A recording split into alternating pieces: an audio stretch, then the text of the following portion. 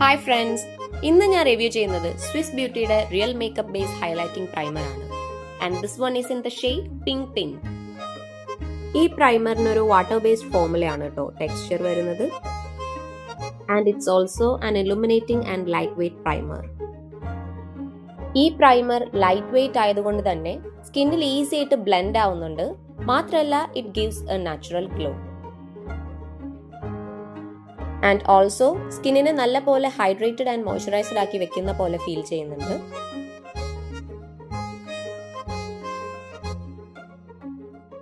And നല്ലൊരു Radiant ആയിട്ടുള്ള ഒരു ഫിനിഷിംഗ് ആണ് ഇത് തരുന്നത്.